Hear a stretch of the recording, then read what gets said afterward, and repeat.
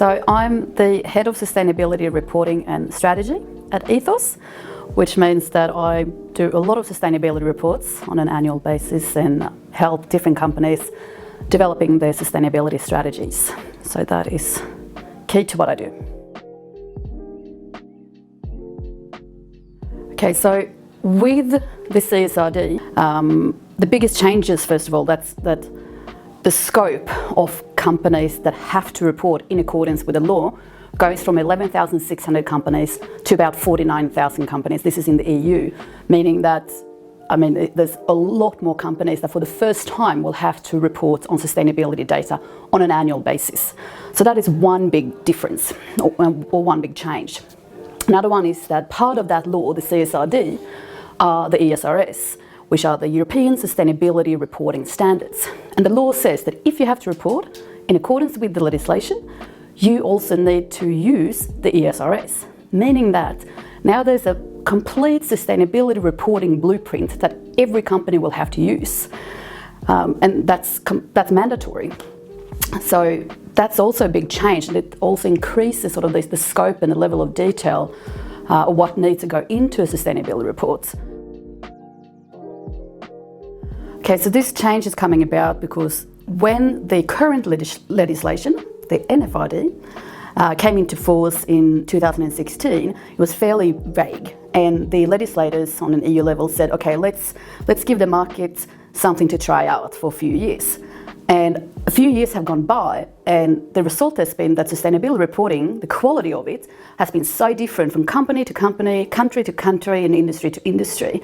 So the way some companies are reporting on climate change or greenhouse gas emissions in one way, and others are reporting on human rights in another way, making it completely impossible for investors or other stakeholders, such as a prospective employee or a business partner, they can't assess companies properly because everyone are using different metrics and deciding on their own sort of, okay, is biodiversity relevant to us or not? Is climate change relevant or not? Are human rights relevant? But now, with this new legislation, they are saying, well, it's actually relevant to all of you. But then the level or the degree of importance and how that sort of takes, what type of form it takes for each company differs. So it's about increasing the quality of reporting.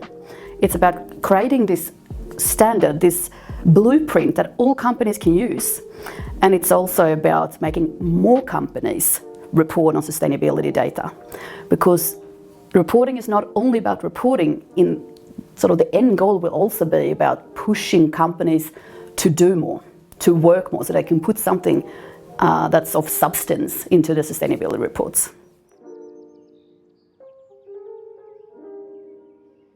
Well, of course, the scope of the CSRD and the ESRS is increasing, or has increased a lot. Going from the old or the current legislation, where a company is asked to say, what do you do on the environment, for example? Now they have to explain, what do you do on climate change? What do you do on biodiversity? What do you do on water resources? What do you do on pollution? What do you do on circular economy? As in, the demands on reporting and analysis is increasing a lot, meaning that you can't wait until sort of this law comes into play from the 1st of January 2024, meaning that the first report will be published by 2025. But if you wait with entire analysis up to 2024, A, you will have a lot of work to do, and B, you will not have the time to start measuring all of the things that they say that you need to measure. So that is absolutely crucial to get started, see the sort of the roadmap from here till 2024 as a roadmap, where you just go through step by step the ESRS, as in all the sustainability matters, from environmental matters to social matters to governance matters, but to also be prepared to start collecting that data. And of course, you need to collaborate with your auditors so that you stress test the data, making sure that it's ready for external assurance.